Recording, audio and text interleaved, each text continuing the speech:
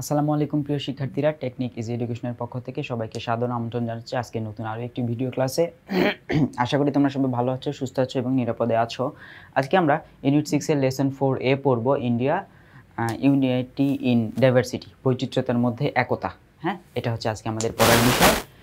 তোমরা সবাই খুব মনোযোগ দিয়ে ক্লাসটি করবে এবং অবশ্যই বই পাশে রাখবে দাগানোর জন্য। আমরা একটু যদি পড়ানো শুরু করি, দেখো কার্ভ শব্দের অর্থ হচ্ছে বিপুল প্রয়াস দ্বারা কোনো কিছু অর্জন করা। হ্যাঁ, কার্ভ মানে হচ্ছে অর্জন করা, এক কথা হচ্ছে অর্জন করা, কিন্তু প্রচণ্ড প্রচেষ্টা থাকতে হবে।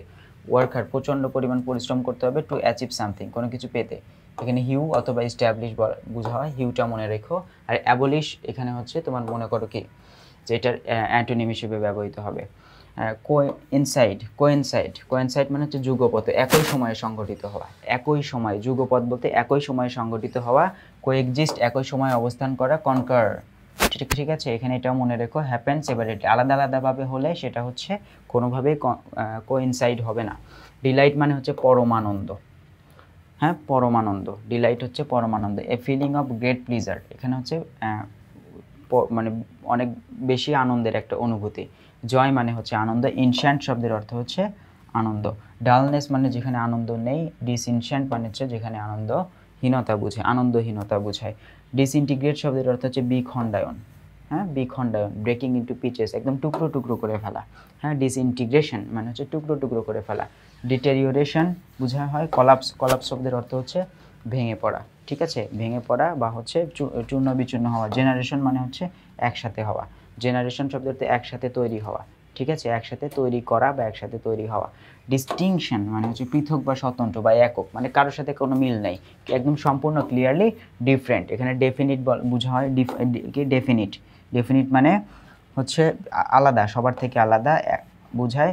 সবার থেকে আলাদা বোঝায়, সবার থেকে আলাদা বলতে তার মতো আর কেউ নেই, এক কথা তার মতো আর কেউ নেই, সে নিজে বিশেষ। পার্টিকুলার বা ডেফিনিট বোঝানো হচ্ছে ইনডিস্টিংক্ট বা সিমিলার, একই রকম। সিমিলার দ্বারা কি বোঝায়? একই রকম বোঝায়। তারপর আমরা কি বলতে পারি? ডিস্টিংশন মানে স্বতন্ত্র। ডিস্টিংশন শব্দের অর্থ হচ্ছে স্বতন্ত্র।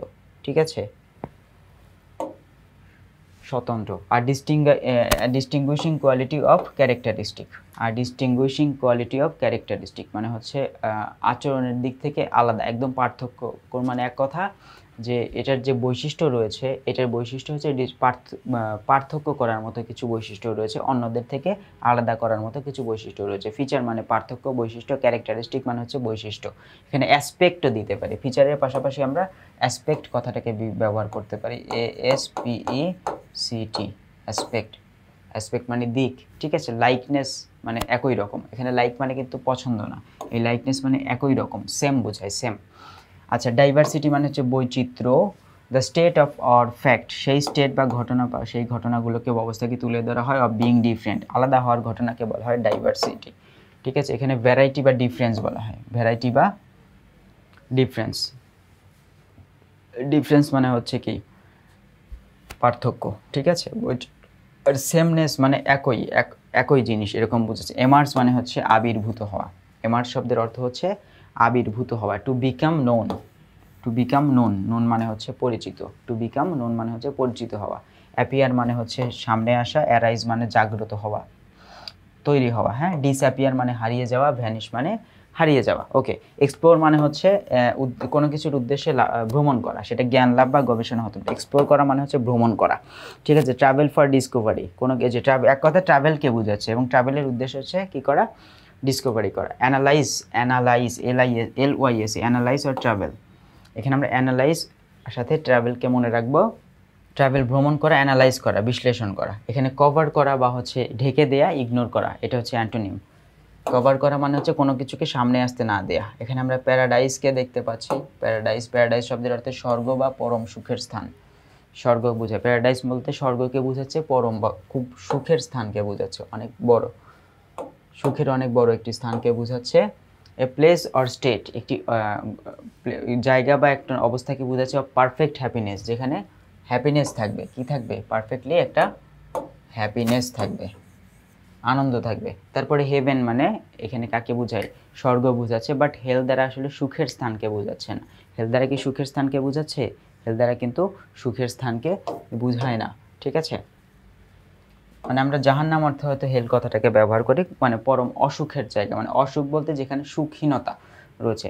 তারপরে আমরা এখানে কি দেখি, আমরা দেখতে পাচ্ছি হচ্ছে প্যাট্রিয়টিক মানে হচ্ছে দেশপ্রেমমূলক। প্যাট্রিয়টিক শব্দের অর্থ হচ্ছে দেশপ্রেমমূলক। এখানে expressing or inspired by patriotism, মানে এক কথা যাই করা হোক সেটা দেশপ্রেমের মাধ্যমে কি হয়ে উৎসাহিত হয়ে বা হ্যাঁ তো উৎসাহিত হয়ে মূলত কোনো কিছু করাটাই হচ্ছে দেশপ্রেমমূলক। আচ্ছা, ডিভোটেড মানে হচ্ছে আকৃষ্ট হয়ে। ডিভোটেড শব্দের অর্থ হচ্ছে আকৃষ্ট হয়ে। মিসানথ্রোপিক, মিসানথ্রোপিক মানে দেশপ্রেমহীনতা, হ্যাঁ দেশদ্রোহিতা। মিসানথ্রোপিক শব্দের অর্থ হচ্ছে দেশদ্রোহিতা, যার মধ্যে দেশের প্রতি কোনো ভালোবাসা নেই, আমরা যাদেরকে দেশদ্রোহী বলি। প্যারাডাইস শব্দের অর্থ স্বর্গ বা পরম সুখের স্থান। প্যারাডাইস শব্দের অর্থ স্বর্গ বা পরম সুখের স্থান। It is a place or state of perfect happiness. আচ্ছা দুঃখিত, এর তো পড়েছি আমরা। প্যাট্রিয়টিক মানে দেশপ্রেম, এটাও আমাদের পড়া হয়ে গেছে। আমরা পড়ব রিস্টোর। রিস্টোর মানে হচ্ছে ফিরিয়ে আনা। স্টোর মানে রাখা, পুনরায় রাখা, পুনরায় ফিরিয়ে আনা, পুনরায় ফিরে পাওয়া। To bring back a situation to formal condition, পূর্বের অবস্থায় ফিরিয়ে আনাটাই হচ্ছে রিস্টোর করা। রিইন্ট্রোডিউস মানে হচ্ছে পুনরায় পরিচয় করিয়ে দেওয়া। রিপ্লেস মানে হচ্ছে পূর্বের জায়গায় নিয়ে আসা। আর রিস্ট্রেন মানে হচ্ছে অবিরত রাখা, কোনো ধরনের পরিবর্তন না করা, মানে এক জায়গা থেকে আরেক জায়গায় সরানো, সেখান থেকে আবার ফিরিয়ে আনা এরকম না, প্রথমে যেখানে ছিল সেখানেই রেখে দেয়া। আর এখান থেকে কোনো ধরনের মুভমেন্ট করতে না দেয়া, সরাতে না দেয়া, একবার সরতে না দেয়া। রুল মানে হচ্ছে শাসন করা বা শাসন আমল। নাউন হিসেবে বলা হয় শাসন আমল, আর অ্যাডজেক্টিভ হলে রুল, শাসন করা।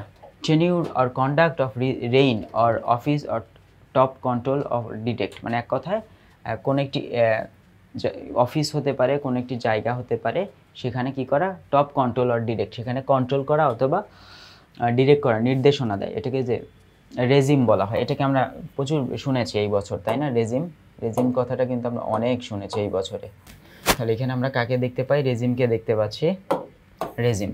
তারপরে হচ্ছে রেইন বলা হয় গভর্ন, শাসন করা, হ্যাঁ শাসন আমল বা শাসন করা। সাবমিশন মানে হচ্ছে, সাবমিশন মানে ফলো করা, ফলো তো আছেই তাই না, মেনে চলা এরকম। সুপ্রিমেসি মানে হচ্ছে আধিপত্য বা প্রাধান্য। পজিশন অফ সুপেরিয়রিটি, সুপেরিয়রিটি আর হচ্ছে ডমিনেন্স, ডমিনেন্স মানে আধিপত্য বা প্রাধান্য। আর ইনফেরিয়রিটি মানে হচ্ছে শোষিত হওয়া।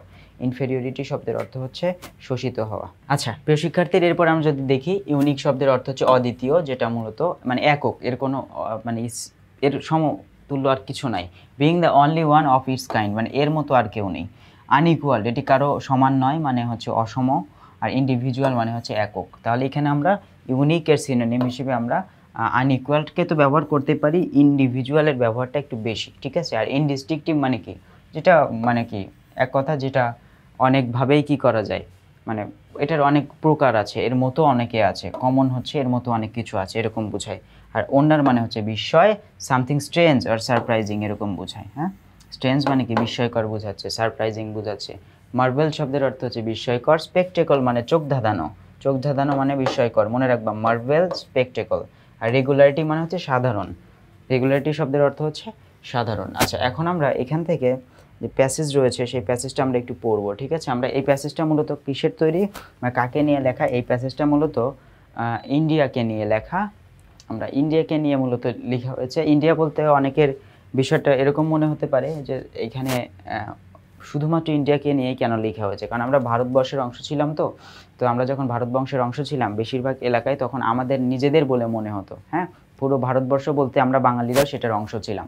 পরবর্তীতে দেশভাগের পরে 47-এর যখন দেশভাগ হয়, দেশভাগের পরে আমরা পূর্ব পাকিস্তান পশ্চিম পাকিস্তানে চলে আসি, বা পাকিস্তানের অংশ হয়ে যায়, তারা ভারতের অংশ হয়ে যায়, তখন তারা নিজেদেরকে ভারত বলে পরিচয় দিত। তো আমরা তো ওইখানের দেশ বিভাগের পর থেকে বাংলাদেশ হয়েছে, আগে তো ছিলাম ভারতবর্ষ। দ্যাটস ওয়াই আমাদের সঙ্গে আসলে ভারতবর্ষের একটা গভীর সম্পর্ক রয়েছে। দেখো, ইট ওয়াজ দ্য 17th সেঞ্চুরি, 17 শতক। 17 শতক বলতে 1600 সাল থেকে 1699 সাল, এটা বোঝায়। হ্যাঁ, that the Europeans came to India, ইউরোপিয়ানরা কোন দেশে আসে, বাংলাদেশে আসে। দিস কোইনসাইডেড উইথ, এটি একই সাথে ঘটতে থাকে, the disintegration of the Mughal empire. তাহলে এখানে মূলত মোগল সাম্রাজ্যের বিভক্তি ঘটে, এবং মুঘল সাম্রাজ্যের বিভক্তির সাথে সাথে paving the way, pave way মানে হচ্ছে খোঁজা, for supremacy of the English, the French, the Dutch and the Portuguese. তাহলে এখান থেকে আমরা বুঝলাম ইংরেজরা, ফ্রেঞ্চরা, ডাচ মানে নেদারল্যান্ডের যারা আছে তারা, হ্যাঁ, এবং পাশাপাশি পর্তুগিজ যারা এই দেশে বণিক হিসেবে এসেছিল তারা নিজেরা মূলত কি খুঁজে, এখানে নিজেদের আধিপত্য বিস্তারে তারা নেমে পড়ে। হু আর বাইং উইথ ইচ আদার, হ্যাঁ, তারা কি পরস্পরের উপরে চড়াও হয় to gain control of India, ইন্ডিয়ার কন্ট্রোল নিজেদের হাতে নিতে। The English emerged as the victors, এবং এই যুদ্ধে বা এই যে পরস্পরের সাথে পরস্পরের যে বোঝাপড়া বা ঝামেলা, হ্যাঁ, এটাতে জয়ী হয় হচ্ছে ইংরেজরা। ইন 1774, 1774 সালে Warren Hastings was appointed the first governor general of India by the East India Company. তাহলে ইস্ট ইন্ডিয়া কোম্পানির মাধ্যমে মূলত ভারতের প্রথম গভর্নর জেনারেল বানানো হয় ওয়ারেন হেস্টিংসকে। এই হেস্টিংস কিন্তু প্লুরাল না, একজন ব্যক্তির নাম। কুইন ইন 1876, ঠিক তার 102 বছর পরে Queen Victoria was given the title, Queen ভিক্টোরিয়াকে দেওয়া হয় এমপ্রেস অফ ইন্ডিয়া, ভারতের সম্রাজ্ঞী, এই নামে তাকে অভিহিত করা হয় এবং তার দায়িত্বটা ভারতের দায়িত্ব তার হাতে দেওয়া হয় বাই দ্য ব্রিটিশ পার্লামেন্ট থেকে তাকে মনোনীত করে দেওয়া হয়। ইন্ডিয়া কেম আন্ডার ব্রিটিশ রুল, এবং এই ব্রিটিশ সাম্রাজ্ঞী যখন বানানো হয়, ভারতীয় সম্রাজ্ঞী যখন বানানো হয়, সম্রাজ্ঞী বানানোর পরে ভারত মূলত কোথায় চলে যায়, ব্রিটিশ শাসনের নিচে চলে যায়, অধীনে চলে যায়। The British ruled India for nearly 200 years, প্রায় 200 বছরের কাছাকাছি মূলত শাসন করে। This period was marked by India struggle for independence. তাহলে this period was marked by, এটাই মূলত এই সময়টাকে উল্লেখ করা হয় ইন্ডিয়া স্ট্রাগল ফর ইন্ডিপেন্ডেন্স, ভারতের স্বাধীনতার সংগ্রাম, এই সময়টাকেই মূলত উল্লেখ করা হয়। Through a series of heroic and patriotic movement to restore freedom, India got its independence in 1947। মানে এক কথা অনেকগুলো সিরিজ বলতে হচ্ছে একগুচ্ছ বা অনেকগুলো হিরোইক, বীরত্বসূচক এবং দেশপ্রেমমূলক মুভমেন্ট বা আন্দোলনের ফলে, দেশপ্রেমমূলক আন্দোলনের ফলে টু রিস্টোর ফ্রিডম, মানে স্বাধীনতাকে ফিরে পেতে বা স্বাধীনতাকে ফিরিয়ে আনতে অনেক বীরত্বসূচক কী করতে হয় এবং প্যাট্রিয়টিক দেশপ্রেমমূলক মুভমেন্ট বা আন্দোলন করার প্রয়োজন হয়। এরপরে ইন্ডিয়া গট ইটস ইন্ডিপেন্ডেন্স, এরপরে ইন্ডিয়া মূলত স্বাধীনতা পায় কত সালে, 1947 সালে, ইন 1947। ঠিক আছে, এরপরে the culture of India is one of the oldest, এটি হচ্ছে যতগুলো পুরনো কি রয়েছে, কালচার রয়েছে, যতগুলো পুরনো কালচার রয়েছে, অ্যান্ড দ্য মোস্ট ইউনিক, এবং যতগুলো একক, খুবই ইউনিক, খুবই ইন্ডিভিজুয়াল যতগুলো কালচার রয়েছে, তার মধ্যে ভারতের এখানে কালচারটাকে উল্লেখ করা হয়েছে ইন দ্য ওয়ার্ল্ড, পুরো পৃথিবীতে। There is amazing cultural diversity, এখানে কালচারাল ডাইভার্সিটি বলতে কি বোঝায়, সংস্কৃতিগত বৈচিত্র্যতা অনেক বেশি, থ্রু আউট দ্য কান্ট্রি, পুরো দেশ জুড়ে, তাই না, সংস্কৃতিগত তাৎপর্য এখানে অনেক বেশি, বৈচিত্র্যতা অনেক বেশি পুরো দেশ জুড়ে।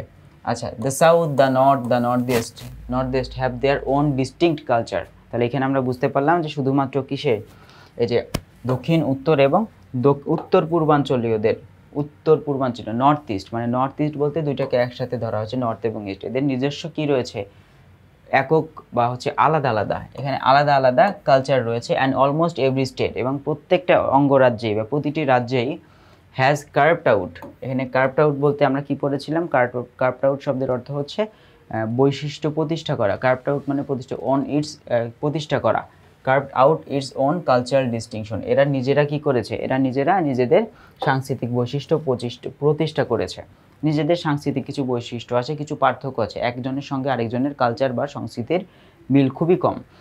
এরপরে দেখো, this is hardly any culture, এমন কোনো কালচার নেই in that world that is as varied as unique as India, মানে এই ইন্ডিয়ার মতো এত বেশি ভ্যারাইড, মানে এত পার্থক্যগত, ধরো একটা জায়গা থেকে আরেকটার কালচারে এত পরিবর্তন এবং ইউনিক মানে একক, একটার সাথে আরেকটার কোনো মিল নেই এরকম, এটা ইন্ডিয়া ছাড়া আর কোথাও আছে বলে মনে হয় না, একদমই নেই, হার্ডলি। নেগেটিভ ওয়ার্ড, দেয়ার আর 17 মেজর ল্যাঙ্গুয়েজ, 17টি প্রধান ভাষা আছে, অ্যান্ড 1844 ডায়ালেক্টস, 844টি উপভাষা বা এলাকা ভিত্তিক ভাষা, used by the people of India, ইন্ডিয়ার মানুষেরা ব্যবহার করে। India is a tourist delight, India হচ্ছে কাদের আকর্ষণের জায়গা, টুরিস্ট বা পর্যটকদের কাছে। The Taj Mahal, Fatehpur Sikri, the Qutub Minar and Red Fort, এই যে লালবাগ কেল্লা, যেটা আর কি লাল দুর্গ বলা হয় ওদের এখানে, এটাকে বলা হয় হচ্ছে লাল দুর্গ, লালবাগ কেল্লা তো আমাদের দেশে লাল দুর্গ বলা হয়। আর a few of many wonders, অনেক বিষয়ের মধ্যে এটাগুলো অন্যতম। হুইচ অ্যাট্রাক্টস পিপল, যেগুলো মানুষদেরকে কী করে আকর্ষণ করে, from all over the world, পুরো পৃথিবীর মানুষগুলোকে। কাশ্মীর হ্যাজ বিন ডিসক্রাইবড, কাশ্মীরকে ধরে নেওয়া হয়, বর্ণনা করা হয় as a paradise on earth, পৃথিবীর স্বর্গরূপে। কাশ্মীর হচ্ছে পৃথিবীর স্বর্গ। দ্য কান্ট্রি অফ মাউন্টেন, তোমাদের বলে রাখি যে কাশ্মীর কিন্তু আগে ভারতের এক সময় পাকিস্তানের অংশ ছিল, সম্পূর্ণ অংশটাই পাকিস্তানের ছিল। পাকিস্তানের বলতে মানে মাঝামাঝি একটা রাজ্য ছিল যেটাকে একজন রাজা শাসন করতেন। সেখানে রাজা চাইতেন ভারতে, মানে এক কথা যখন ওই দেশের রাজা জনগণ ওনার উপরে ক্ষেপে গিয়ে ওনাকে যখন বিতাড়িত করে, তখন রাজার হাতে যে ক্ষমতা ছিল তিনি কি করেন, ওই রাজা হচ্ছে তোমার সম্পূর্ণ অংশ ভারতের সাথে যুক্ত করে দেন। উনি বলেন যে আমি ভারতের অংশ হয়ে গেলাম, আমার রাষ্ট্র ভারতের অংশ। কিন্তু ওইখানের জনগণ চান হচ্ছে স্বাধীনতা। ওরা স্বাধীনতা চান, যখন দেখলো স্বাধীনতা পাচ্ছেন না বা হচ্ছে ভারত মানে ওনাদের যে রাজা আছে, রাজা ভারতের সাথে যুক্ত হওয়ার সম্ভাবনা রয়ে গেছে, রাজা গিয়ে যোগ দিয়েছেন ভারতে আর জনগণ গিয়ে যোগ দিয়েছে হচ্ছে পাকিস্তানে। দ্যাটস ওয়াই এখানে হচ্ছে ভারত আর পাকিস্তানের একটা কলিশন এইভাবেই শুরু হয়ে গেছে। এই জন্য কাশ্মীরে আমরা এত মারামারি দেখি। দ্য কান্ট্রি অফ মাউন্টেন, এখানে কি রয়েছে, পর্বত রয়েছে। ভ্যালি মানে হচ্ছে, ভ্যালি শব্দের অর্থ কি, উপত্যকা রয়েছে, তাই না? তারপরে ডেজার্ট মরুভূমি রয়েছে, রিভার্স নদী রয়েছে, লেক হ্রদ রয়েছে। হ্যাঁ, এই যে দেশ, lakes offer the richness of a mini world within a single country. তাহলে একটি ছোট্ট দেশের মধ্যে ক্ষুদ্র একটি বিশ্বের সমৃদ্ধি প্রদান করা হয়েছে। আল্লাহ তাআলা এখানে এভাবে দেশটাকে তৈরি করেছেন। দ্য নীলগিরি মাউন্টেন, নীলগিরি পাহাড়ের কথা বলা হয়েছে, নীলগিরি পর্বতমালা। হিল স্টেশন, তাই না? হিল স্টেশন বলতে এখানে hill station like Ooty and দার্জিলিংয়ে এবং উটির মতো হচ্ছে পাহাড়ি শহর। হিল স্টেশন বলতে পাহাড়ি শহরকে বোঝায়, উটি এবং Darjeeling. And the temples of south India, সেখানকার মন্দিরগুলোর কথা বলা হয়েছে। তারপরে অজন্তা, হ্যাঁ অজন্তা, আর হচ্ছে কি ইলোরা কেভস, মানে ইলোরা গুহার মতো স্থান রয়েছে। এবং এই জায়গাগুলো, caves are the places one can explore in India. কেউ যদি সেখানে ঘুরতে যায়, ভ্রমণ করতে যায়, তারা মূলত এই জায়গাগুলো কি করতে পারবে, ফাইন্ড আউট করে এই জায়গাগুলোতে তারা ভ্রমণ করতে পারবে। খুবই সুন্দর একটা প্যাসেজ। এখান থেকে আমরা প্রশ্নগুলো একটু প্র্যাকটিস করি। দেখো কি বলেছে, the British parliament declared queen Victoria the empress of India. তিনি মূলত এখানে ইমপ্রেস অফ ইন্ডিয়া, তাকে ইমপ্রেস অফ ইন্ডিয়া কেন ঘোষণা করা হয়েছে, তাকে ইমপ্রেস অফ ইন্ডিয়া কেন ঘোষণা করা হয়েছে, ঘোষণা করার কারণটা কি ছিল, এখন আমরা সেটা নিয়ে আলোচনা করব। আচ্ছা, তাকে ইমপ্রেস অফ ইন্ডিয়া ঘোষণা করার প্রধান কারণ কি ছিল, আমরা যদি একটু প্যাসেজের মধ্যে দেখি। India was part of British empire, কারণ এটা হচ্ছে ব্রিটিশদের শাসনে ছিল, ব্রিটিশ সাম্রাজ্যের অধীনে ছিল। India has denounce the Mughal rule in India. হ্যাঁ, মুঘলরা এখান থেকে চলে গিয়েছিল। তারপরে হচ্ছে Queen Victoria would move to India, Queen Victoria ভারতে চলে আসেন। আর English parliament was to hold session in India, তাদের কথা ছিল যে তারা এখানে সেশন করবেন বা হচ্ছে সভা করবেন, তাই না? এখন কথা হচ্ছে যে এইখানে যখন এই মূলত কুইন ভিক্টোরিয়াকে ইমপ্রেস অফ ইন্ডিয়া বলা হয়, তো ওই সময় 1700 দেখলাম, 1777 মনে হয় না কত দেখলাম, এরকমই হবে হয়তো। তো এইখানে ওই সময় মূলত ব্রিটিশদের অধীনে ছিল এটা। তো এখন ওটা কি ব্রিটিশদের শাসনের অধীনে ছিল, তো ব্রিটিশ শাসনের অধীনে হলে তো সেটা ব্রিটিশ সাম্রাজ্যের অধীনে থেকে গেল, তাই না? যেটা ব্রিটিশ সাম্রাজ্যের অধীনে সেটাকে অবশ্যই কী করতে হবে, ব্রিটিশ এম্পায়ারের অধীনে ধরে নেওয়া হবে। The idea one gets after reading the first sentence of the last para is, একদম লাস্টে ফার্স্ট সেন্টেন্স, লাস্ট প্যারার প্রথম যেটা রয়েছে, প্রথম প্যারা, ওইটা পড়লে আমরা মূলত কি বুঝতে পারি, সেখান থেকে আমরা মূলত বুঝতে পারি যে the idea one gets after reading the first sentence of the last para is, এই যেখানে কি দেখো, এই যে লাস্ট প্যারার প্রথম লাইন, এই যে লাস্ট প্যারা, এই যে এখানে India is a tourist delight, India is a tourist delight, এটা দ্বারা মূলত কি বোঝাচ্ছে, এটা দ্বারা বোঝাচ্ছে India is a land of wonder, বিস্ময়ের জায়গা। ইন্ডিয়া ইজ বিগ, অনেক বড় বোঝাচ্ছে। ইন্ডিয়া কি, European still love visit India, India আসতে পছন্দ করে। European do not come to India anymore, তারা আর আসে না। এখানে কি বোঝাচ্ছে, ইন্ডিয়া হচ্ছে বিস্ময়ের ভূমি, এটা বোঝায়। The word disintegration means, disintegration শব্দের অর্থ কি, ডিসইন্টিগ্রেশন শব্দের অর্থ কি, ডিসইন্টিগ্রেশন শব্দের অর্থ হচ্ছে ডিসইন্টিগ্রেশন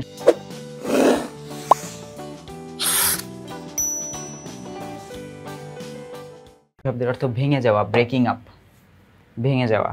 হ্যাঁ, তারপর হচ্ছে the Europeans came to India, তারা ইন্ডিয়ায় আসে অ্যাট দ্য টাইম অফ, কার সময়, কোন সময় আসছিল, the fall of Delhi sultanate, যখন দিল্লি সুলতানেট ভেঙে যায়। দ্য ফল অফ অশোকা, মানে হচ্ছে সম্রাট অশোক যখন মানে পতিত হন রাজ্য থেকে।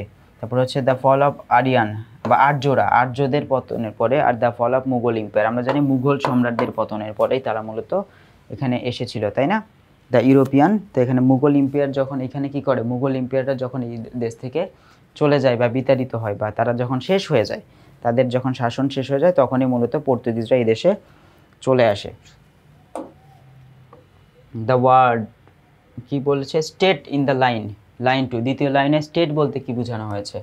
স্টেট বলতে ল্যান্ড মানে দেশ, কন্ডিশন মানে অবস্থা, সিরি মানে উৎসব, আর ভয়েস মানে হচ্ছে আওয়াজ। তাহলে আমরা এখান থেকে কি দিতে পারি? এখানে হচ্ছে ল্যান্ড। স্টেট মানে হচ্ছে ল্যান্ড বা ভূমিকে বোঝানো হয়, দেশ।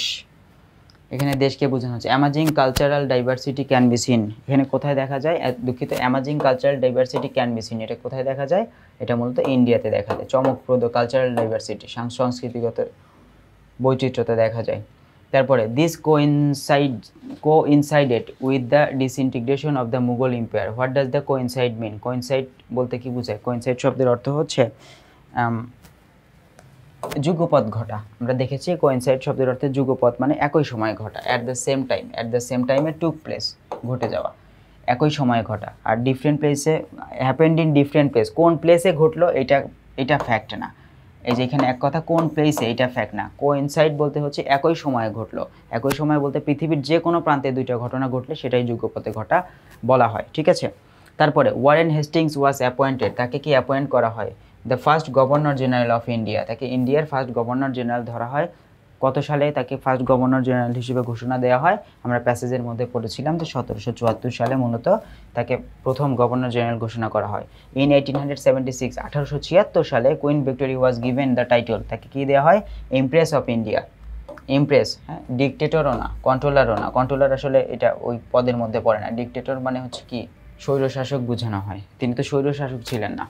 India got its independence, India মূলত কি পেয়েছে? স্বাধীনতা পেয়েছে। কত সালে? ইন 1947, 1947 সালের 15ই আগস্টে।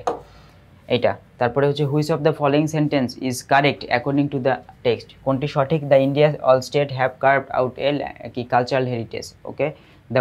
The whole of India has only one distinct culture, এটা তো ভুল, কারণ একটি মাত্র কালচার নাই সেখানে। Only one language is used, একটা মাত্র ল্যাঙ্গুয়েজ ব্যবহার করে না। Almost every state has carved out its own cultural distinction, হ্যাঁ, এটা curved out a cultural heritage, মানে একটি মাত্র হেরিটেজ রয়েছে, ঐতিহ্য রয়েছে। আর এখানে হচ্ছে না, ভিন্ন ভিন্ন ঐতিহ্য রয়েছে, প্রতিটি রাজ্যের ভিন্ন ভিন্ন ঐতিহ্য রয়েছে। তাহলে ক্ষেত্রে আমাদের অ্যান্সার হবে হচ্ছে 4 নম্বরটা, ঠিক আছে। এরপরে দেখি the English war dash in the contest for the supremacy, contest, তার ইংরেজিটা কি হয়েছিল? ভিক্টোরিয়াস, তারাই মূলত জয়লাভ করেছিল এই যে আধিপত্যের লড়াইয়ে। আর India is a dash within a single country, এখানে ইন্ডিয়াকে কি বলা হয়? মিনি ওয়ার্ল্ড বলা হয়, তাই না? ছোট্ট একটি পৃথিবী বলা হয়, ছোট ক্ষুদ্র একটি বিশ্ব বলা হয়। The European came to India, তারা ইন্ডিয়াতে আসে। ইউরোপিয়ানরা ইন্ডিয়াতে আসে কত শতাব্দীতে বলো তো? ইন্ডিয়ানরা ইউরোপে আসে হচ্ছে 17 শতাব্দীতে, মানে হচ্ছে 17 শতাব্দীতে মূলত ইন্ডিয়া এই ভারতে প্রবেশ করে। প্রিয় শিক্ষার্থীরা, আমরা 1 নম্বর প্রশ্ন শেষ করে ফেলেছি। এখন আমরা 2 নম্বর প্রশ্ন সেট 1 এবং সেট 2 সমাধান করব। সেট 1 এর মধ্যে আমরা যদি একটু দেখি, ডু ইউ অ্যাগ্রি, তুমি কি একমত that India remained under foreign occupation for a long time? হ্যাঁ, ইন্ডিয়া দীর্ঘদিন ধরে কোথায় ছিল?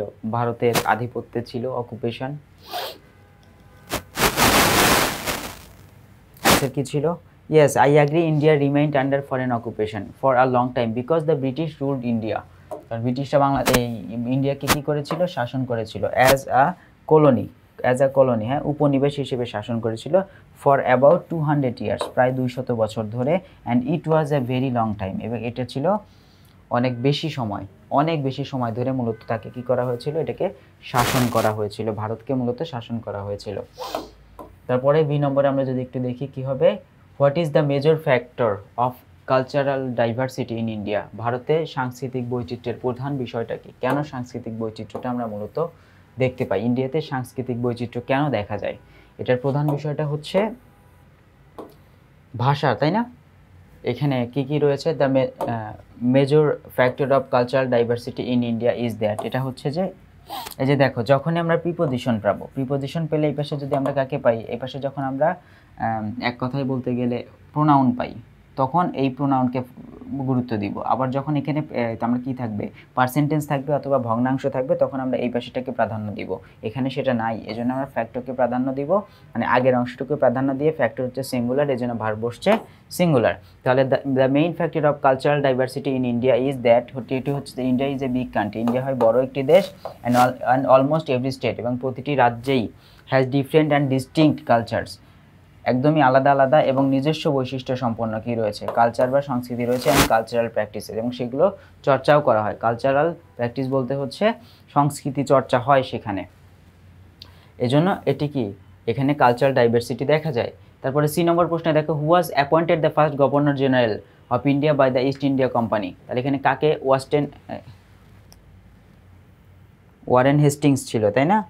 ইন দ্য 17th, এই যে ওয়ারেন হেস্টিংস, দুঃখিত, এই যে Warren Hastings was appointed the first governor general of India by the East India Company. শুধু নামটা নিয়ে এসে বসিয়ে দিলেই হবে, past indefinite tense, passive voice.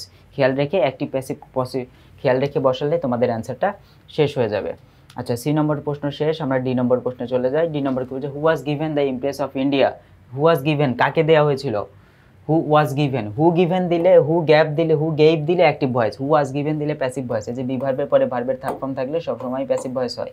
Who was given, কাকে দেওয়া হয়েছিল? The title empress of India, ভারতের সম্রাজ্ঞী হিসেবে, by the British parliament. British parliament কাকে ভারতের সম্রাজ্ঞী করেছিলেন? কাকে করেছিলেন? আমরা দেখেছি কুইন ভিক্টোরিয়া, হ্যাঁ, রানী Victoria was given the title empress of India by the British parliament. British পার্লামেন্টে তাকে রানী করা হয়। আর এরপরে যদি দেখি আমরা, how long did the British rule India. How long, কতদিন ধরে ব্রিটিশরা ভারতকে শাসন করেছিল? কতদিন ধরে শাসন করেছিল? তার শাসনের সময় ছিল হচ্ছে প্রায় 200 বছর, ইজ অ্যাবাউট 200 ইয়ার্স। তাহলে এটা ছিল হচ্ছে প্রায় 200 বছর। তাহলে এইখানে আমরা দেখতে পাই যে কুইন ভিক্টোরিয়া ওয়াজ, দুঃখিত, দ্য ব্রিটিশ রুলড ইন্ডিয়া, ইন্ডিয়াকে শাসন করেছিল ফর নিয়ারলি, প্রায় 200 ইয়ার, 200 বছর ধরে। প্রায়, এখানে নিয়ারলি কথাটা উল্লেখ করতে হবে, তবে আমরা মূলত এটাকে এক্স্যাক্টভাবে বলতে পারবো যে প্রায় 200 বছর ধরে। তাহলে আমাদের এখানে নিয়ারলি কথাটা অবশ্যই উল্লেখ করতে হবে। আমরা সেট 2-তে চলে যাই। সেট 2-তে আমরা দেখতে পাচ্ছি, how is India a country of amazing cultural diversity. Bharat কিভাবে, কোন দিক দিয়ে একটি চমকপ্রদ সাংস্কৃতিক বৈচিত্র্যের দেশ? ভারতের চমকপ্রদ সাংস্কৃতিক বৈচিত্র্য কিভাবে ঘটেছে? কারণ এখানেও যে তোমার বিভিন্ন সংস্কৃতি রয়েছে, বিভিন্ন ভাষা রয়েছে। ইন্ডিয়াতে অল দ্য রিজিয়নস, সকল ধর্ম, দুঃখিত, রিজিয়ন মানে এলাকা, রিলিজিয়ন না, region, all the region such as, যেমন the south, the north and the north east have their own distinct culture. তাদের নিজস্ব, একদমই নিজস্ব সংস্কৃতি রয়েছে, কারোর সাথে কারো কোনো মিল নাই। অ্যান্ড অলমোস্ট এভরি স্টেট, এবং প্রতিটি স্টেটে রয়েছে has its own cultural distinction. এবং এখানে মূলত কিসের কালচারাল ডিস্টিংশন, সংস্কৃতিগত পার্থক্যটা মূলত দেখা যায়। দিস হ্যাজ মেড ইন্ডিয়া, এটি মূলত ইন্ডিয়াকে কী করেছে? A country of amazing cultural diversity, মানে এক জায়গায় ওন ডিস্টিং কালচার দেখতে পাচ্ছে, এবং তারা কালচারালি যে কালচারাল ডিস্টিংশন, এটা তারা মূলত নিজেরা তৈরি করে নিয়েছে, বা নিজেরা এটাকে পালনও করে। এই জন্য এটাকে কালচারাল ডাইভার্সিটির একটা কী বলা হয়, আচ্ছা, এটাকে মূলত কালচারাল ডাইভার্সিটির একটা ক্ষেত্র হিসেবে তৈরি করা হচ্ছে। কালচারাল ডাইভার্সিটি যেটা, বা বৈচিত্র্যতার ক্ষেত্র হিসেবে হয়তো এটাকে মানে নামকরণ করা হয়েছে। আচ্ছা, এরপরে দেখো আমরা পরবর্তী প্রশ্নে চলে যাই। পরবর্তী প্রশ্নটাতে কি বলেছে, why is India called a mini world within a single country. একটি ছোট্ট দেশের মধ্যে ভিতর ক্ষুদ্র বিশ্ব কেন বলা হয় ভারতকে? দেখো কেন বলা হয়, কারণ এর মধ্যে কি কি আছে সেই বিষয়গুলোই মূলত তুলে ধরা হয়েছে। ইন্ডিয়া ইজ ব্লেসড, ইন্ডিয়ায় রয়েছে, উইথ মাউন্টেন, সেখানে কি রয়েছে? মাউন্টেন রয়েছে, অনেক বেশি কি পর্বত রয়েছে, ভ্যালিস উপত্যকা রয়েছে, ডিজার্ট পর্বত রয়েছে, রিভার নদী রয়েছে, এবং লেক মানে হচ্ছে হ্রদ রয়েছে। বিসাইডস, এছাড়া there is amazing cultural diversity, সেখানে কি আমাদের কালচারাল ডাইভার্সিটি বৈচিত্র্যতা রয়েছে। কিসের? সংস্কৃতিগত বৈচিত্র্যতা। থ্রু আউট দ্য কান্ট্রি, পুরো দেশ জুড়ে। অল দিস, এগুলোর মধ্যে হ্যাভ মেড, অল দিস এগুলো মূলত তৈরি করেছে কি? দিস কান্ট্রি, এই দেশকে, a mini world within a single country, একটি ছোট্ট দেশের মধ্যেই মূলত আমরা কাকে পাচ্ছি? Mountain, valleys, desert, rivers and হচ্ছে লেকস, এই সবগুলোকে একত্রিত করা হয়। একত্রিত করলে মূলত দেশটাকে মূলত একটি ক্ষুদ্র বিশ্বের মতো করে ফেলেছে, মানে আল্লাহ সৃষ্টিকর্তা এইভাবেই এটাকে তৈরি করেছেন। শেষে আমরা দেখো, what political opportunity was availed by the European in the 17th century।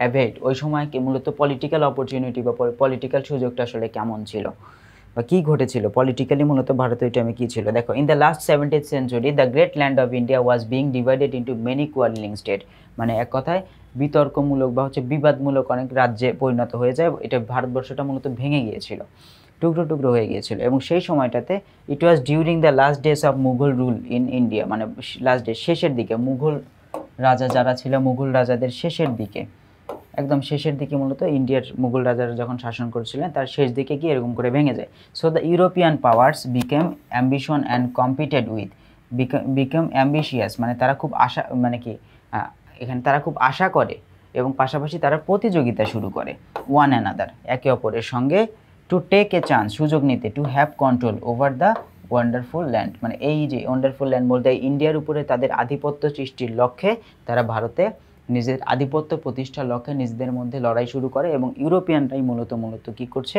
নিজেদের মধ্যে লড়াই করছে এবং তাদের মধ্যে ইংরেজরা মূলত এটাকে এই পাওয়ারে ক্ষমতায় আসে, তারাই মূলত ক্ষমতায় আসে, এই ক্ষমতার দ্বন্দ্বে তারাই জিতে যায় এবং 190 বছর আমাদেরকে শাসন করেছিল। আচ্ছা, how did the Europeans establish their regional state in India, ইউরোপীয়রা কীভাবে ভারতে আঞ্চলিক রাষ্ট্র প্রতিষ্ঠা করেছিল? আঞ্চলিক রাষ্ট্র বলতে বোঝাচ্ছে যে তোমার কলোনিয়াল রুল আর কি। কলোনিয়াল রুল মানে ঔপনিবেশিক শাসন, তারা থাকতো এক দেশে কিন্তু এই দেশে শাসন করতো, এটাই। আফটার কামিং টু ইন্ডিয়া, ভারতে আসার পরে, ইন দ্য 17th সেঞ্চুরি, 17 শতকে ভারতে আসার পরে, the Europeans disintegrated the Mughal empire, তারা কি করে ফেলে, এই যে ডিসইন্টিগ্রেটেড মানে আলাদা আলাদা করে ফেলে, মুঘল শাসনকে শেষ করে ফেলে।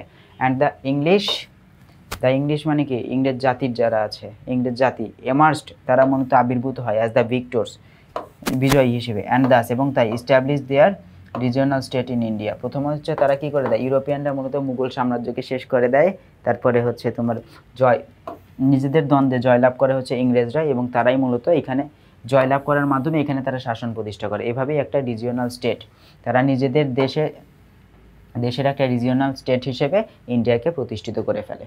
ঠিক আছে, আর সবার শেষ প্রশ্নে যদি আমরা একটু যাই, আমরা সবার শেষে চলে আসছি। এই প্রশ্নে বলা হয়েছে distinguished the historical sites from the physical features mention in the text. এখানে কি বলা হচ্ছে, ডিস্টিংগুইশড দ্য হিস্টোরিক্যাল সাইটস, মানে এখানে তুলে ধরতে বলা হয়েছে historical sites the physical feature mention in the, দেখো মানে যেগুলো দর্শনীয় স্থানগুলো রয়েছে, হ্যাঁ সেই স্থানগুলো সম্বন্ধে মূলত কথা বলা হয়েছে। দ্য তাজমহল, ফতেহপুর সিকরি, তাজমহল ছিল, তারপর হচ্ছে ফতেহপুর সিকরি ছিল, তারপরে দ্য কুতুব মিনার ছিল, দ্য রেড ফোর্ট বা লাল দুর্গ এটসেট্রা আর ম্যানমেড হিস্টোরিক্যাল সাইটস।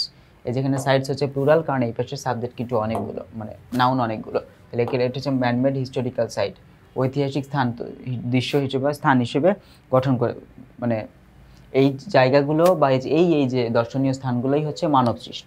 হ্যাঁ, অন দ্য আদার হ্যান্ড, অন্যদিকে দ্য মাউন্টেন মানে পর্বত, ভ্যালিস মানে উপত্যকা, ডেজার্ট মানে হচ্ছে তোমার মরুভূমি, লেক মানে হ্রদ, অ্যান্ড দ্য কেপস মানে গুহ আর parts of physical features of India. তাহলে এখানে ফিজিক্যাল ফিচার্স বলতে আমরা বোঝাচ্ছি সৃষ্টিকর্তা কর্তৃক যেগুলো তৈরি করা হয়েছে, আর একটা হচ্ছে ম্যানমেড। এই প্রশ্নটাই মূলত চেয়েছে যে তোমার মূলত আর ডিস্টিংগুইশ মানে এখানে আলাদা করো, উল্লেখ করো, আলাদা করো যে তোমার এইখানে যতগুলো তুমি দর্শনীয় স্থান পেয়েছো তার মধ্যে মানব সৃষ্টগুলোকে আলাদা করো আর হচ্ছে সৃষ্টিকর্তা কর্তৃক সৃষ্টিগুলোকে আলাদা করো। তাহলে মানব সৃষ্টগুলোর মধ্যে রয়েছে তাজমহল, ফতেহপুর সিকরি, দ্য কুতুব মিনার, এগুলোতে দ্য রেড ফোর্ট, এগুলোতে একা একা হয়নি, তাই না, মানুষ সৃষ্টি করেছে। কিন্তু এই যে স্রষ্টা কি সৃষ্টি করেছেন, mountain, valley, desert, lakes and the capes are the parts of physical feature. Physical feature মানে হচ্ছে যেটার কি রয়েছে প্রথম থেকেই যেগুলো রয়ে গেছে, পাশাপাশি হচ্ছে এগুলোর আকৃতি বোঝানো হচ্ছে ফিজিক্যাল ফিচার, মানে এক কথা এদের অবস্থান রয়েছে, অবস্থানের কোনো পরিবর্তন হচ্ছে না, আর এটা মানব সৃষ্ট নয়, সৃষ্টিকর্তা প্রদত্ত। ঠিক আছে, যাই হোক, আশা করি তোমরা ক্লাসটি বুঝতে পেরেছো। আজকের মতো আমরা এখানেই বিদায় নিচ্ছি, পরবর্তী ক্লাসে তোমাদের সঙ্গে আবার দেখা হবে। তোমরা টেকনিক ইজ এডুকেশনের সঙ্গে থাকো, ভালো থাকো, সুস্থ থাকো। আসসালামু আলাইকুম।